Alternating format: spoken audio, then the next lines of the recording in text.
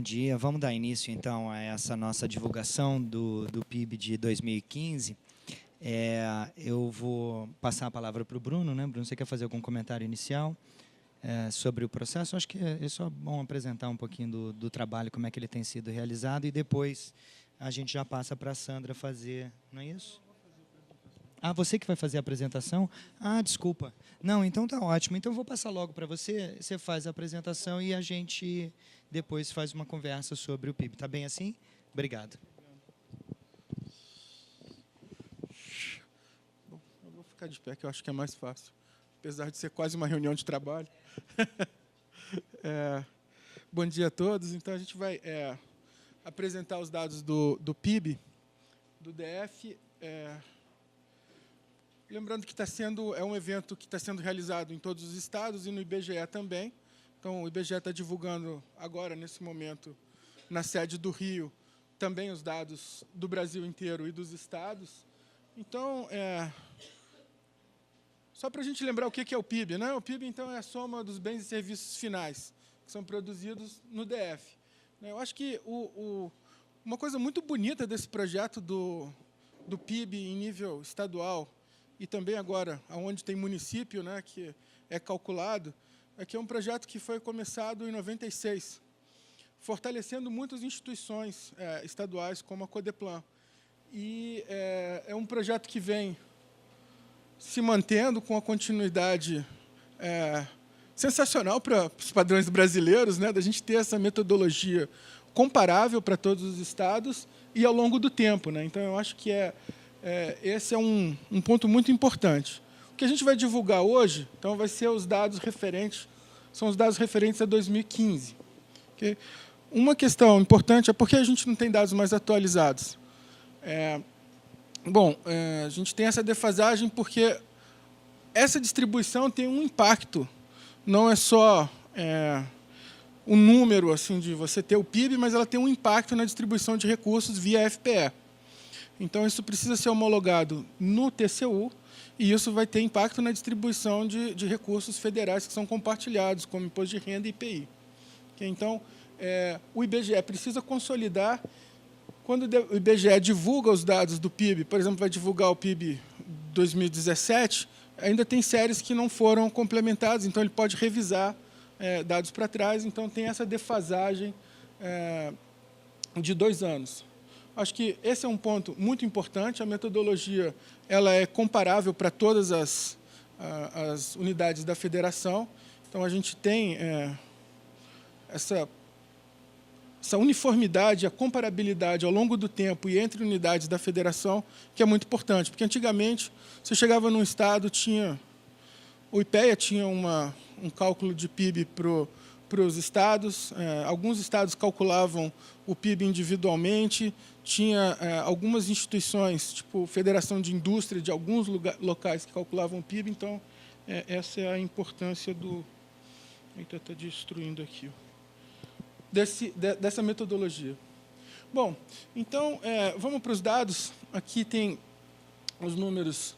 A gente tem o PIB do DF, então, em 2015, a gente tem esse valor de 215 bilhões em valor corrente, tá, okay? Em valor de 2015, e está em 8º lugar no ranking nacional, se a gente enfileirar todos os PIBs do Brasil. Teve um aumento na participação do PIB do DF de 3,4 para 3,6, principalmente porque a queda em 2015 no DF foi menor do que a observada no Brasil.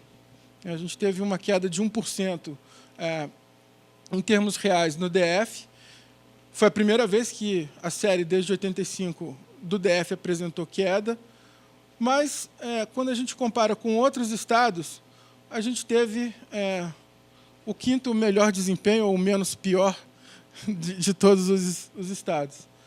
Acho que tem um ponto interessante aqui, é que o valor adicionado bruto caiu 0,6%, enquanto os impostos sobre produtos caíram 3,8%. Quer dizer, na parte de valor adicionado, a gente teve uma queda de 0,6%, mas quando a gente olha para impostos, teve uma queda muito forte de impostos, maior do que a do PIB, também com impactos fiscais não desprezíveis, né?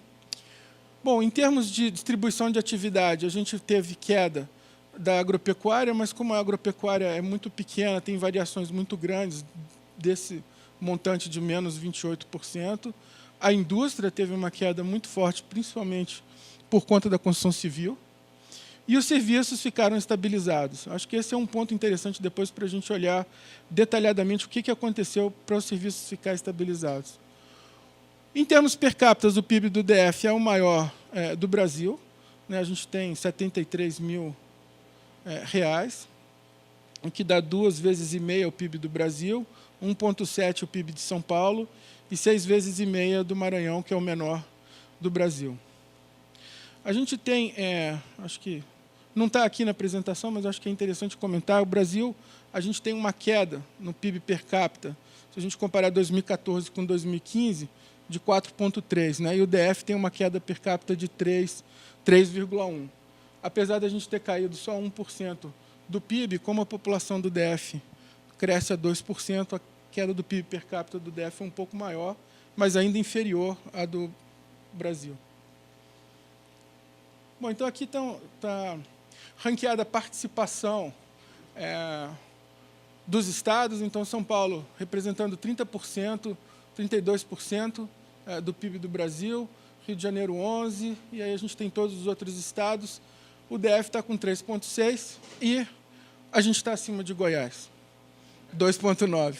Tinha um amigo meu que era indiano, e ele sempre dizia assim, eu não me importo muito se você vier com comparação da Índia com qualquer país da Europa. O que me importa é se eu ganhei do Paquistão. Então, é um pouco isso, a gente continua com o PIB. E eu acho que um ponto, acho que aqui a gente vai ter, aqui está ranqueado, então, a variação real do PIB entre unidades da federação. Eu acho que um ponto interessante depois para a gente estudar, quer dizer, os estados que, tirando o Amapá aqui, né, a gente tem estados que sofrem aqui, Maranhão, são estados geralmente mais industrializados, né, que foi o primeiro choque da crise mais forte, onde a indústria de transformação é mais importante. Então, você tem Amazonas, por conta da Zona Franca, Rio Grande do Sul, Minas Gerais, São Paulo, aqui, todos com um impacto maior do que o do Brasil. E o DF está aqui em cima, apesar da gente estar bem colocado entre os estados, lembrando que tudo isso foi queda de PIB. Né? Então, a gente teve uma queda muito forte no Brasil. Eu acho que é bastante assustador o que a gente vê. Né? O Maranhão aqui, eu acho que também pode ser lógica relacionada à indústria extrativa, né? De coisas do porto, coisas desse tipo. Né? Mas, quando você olha o Pará também não teve uma queda tão grande. Né? Está vendo? O que é um pouco estranho. É interessante entender o que aconteceu com o Maranhão. Né? Mas esse eu acho que é um ponto... Em 2000, eu lembro de ter feito um trabalho quando teve a crise dos Estados Unidos, do subprime, em 2008.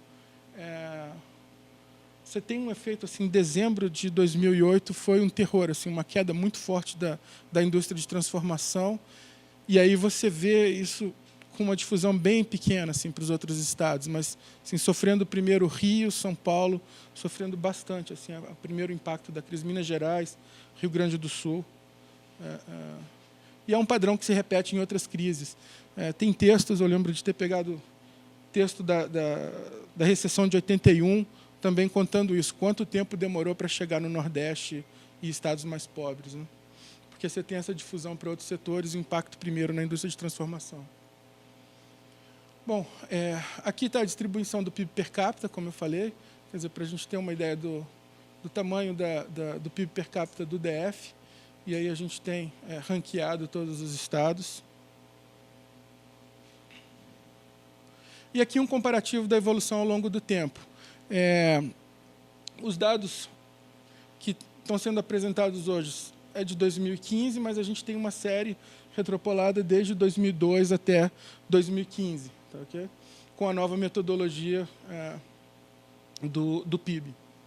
Então, a gente tem aqui em vermelho o DF, e aí a gente claramente a gente consegue ver que o impacto da crise no DF foi ainda menor do que no Brasil. Mas a gente vê claramente a desaceleração do Brasil e o DF desacelerando, mas desacelerando com menos intensidade do que o Brasil.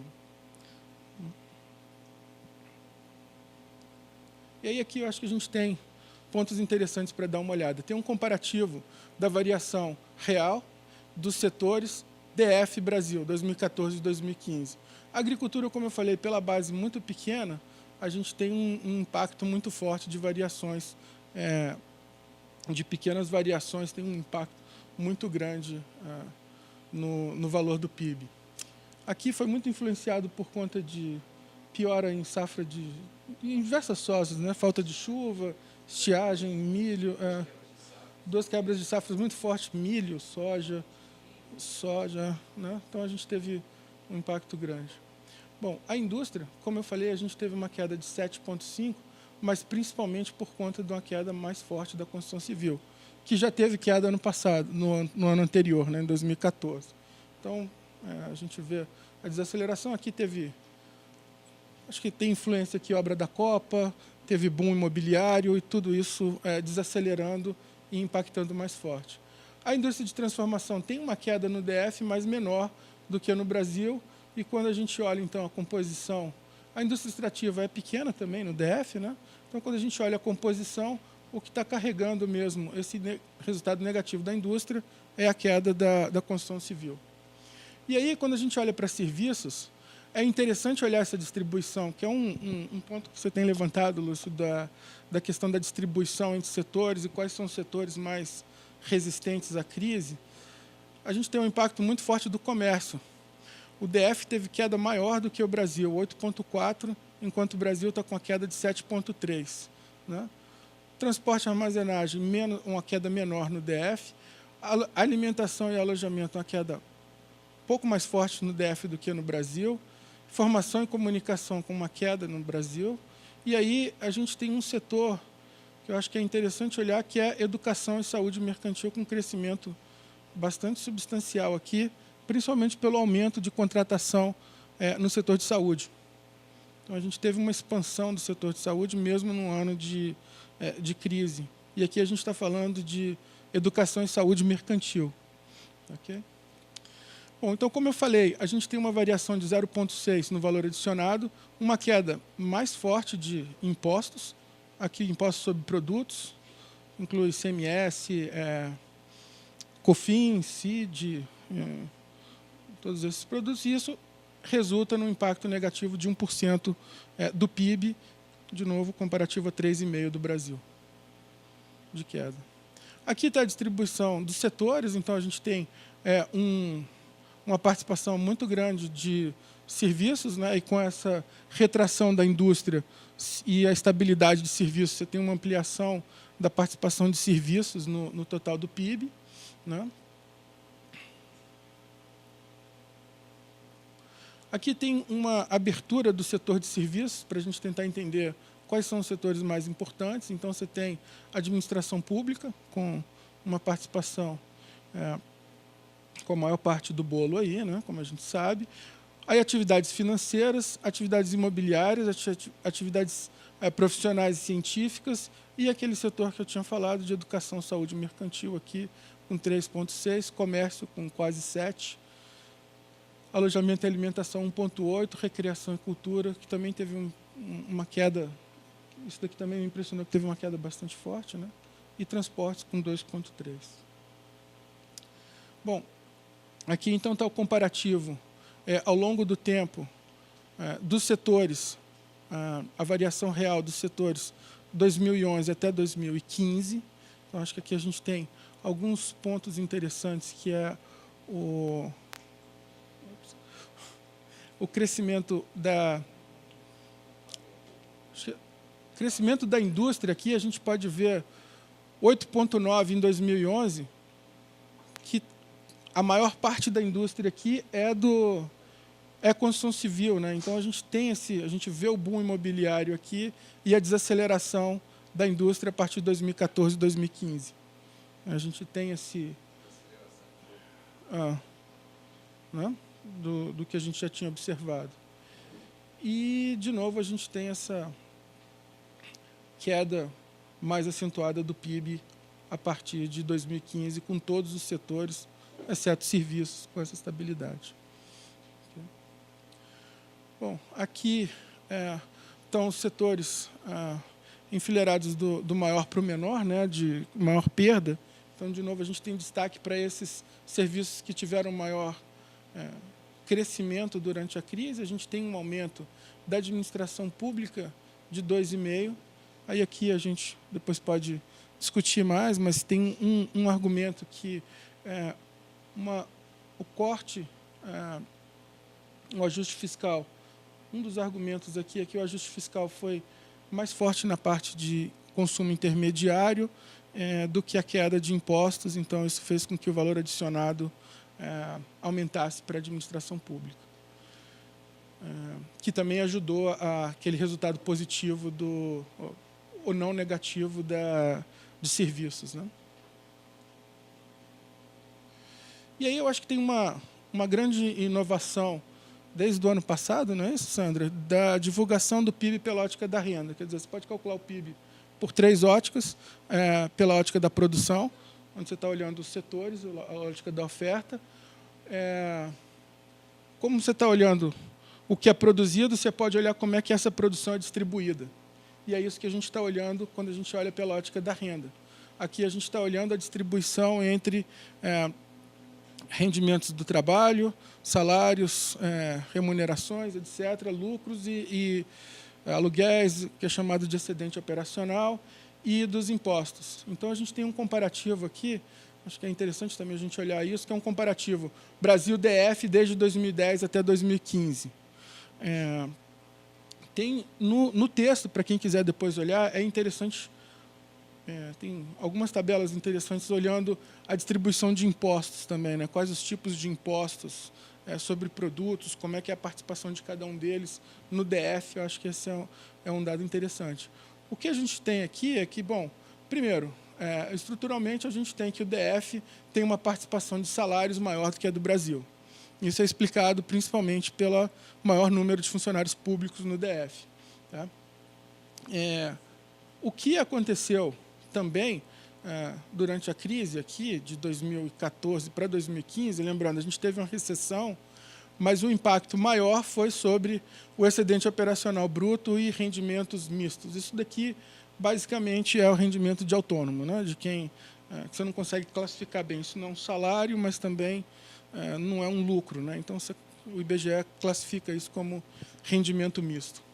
Então, o que a gente teve foi uma redução da participação desse, vamos chamar aqui, remuneração de capital ou não trabalho, aqui especificamente trabalho, e um pequeno aumento da participação das remunerações e salários no PIB. Isso também aconteceu no Brasil, de 43% para 46%, teve um aumento de 1%, e, de novo, uma queda aqui no excedente operacional. Tá? Então, acho que esse é um ponto importante.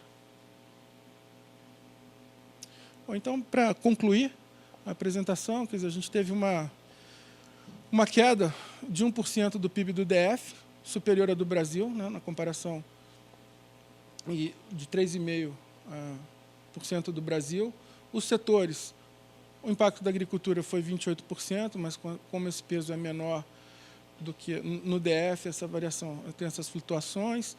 No nacional teve um crescimento de 3,3%.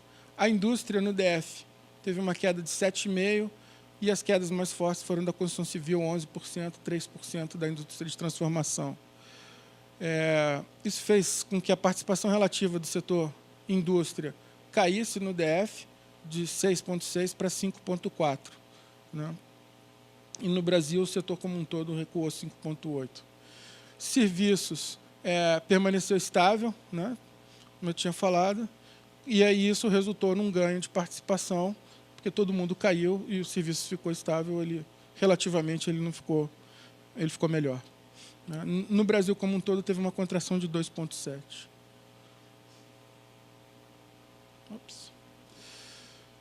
Bom, de novo, acho que esse daqui é um ponto interessante, né? O que mais cresceu foi educação e saúde mercantis, serviços domésticos e atividade imobiliária. Aqui tem a administração pública com esse crescimento de 2,5%, né? Bem acima do nacional, que foi 0,2%.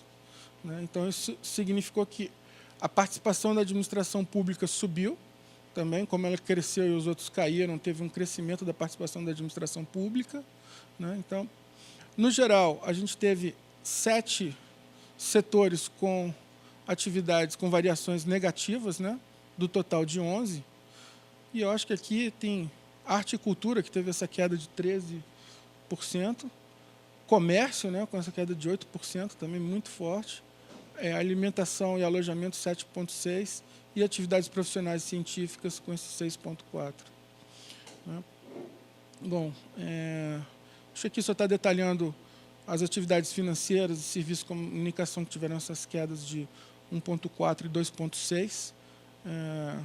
Mas como os outros pioraram, aí teve um ganho de participação relativa. Bom, eram essas questões. Acho que a gente pode voltar para a discussão. Obrigado a todos. Queria só parabenizar Clarissa, Sandra e Eurípides, que tenha, com tanto carinho e zelo, feito esse trabalho de cálculo do PIB. Obrigado.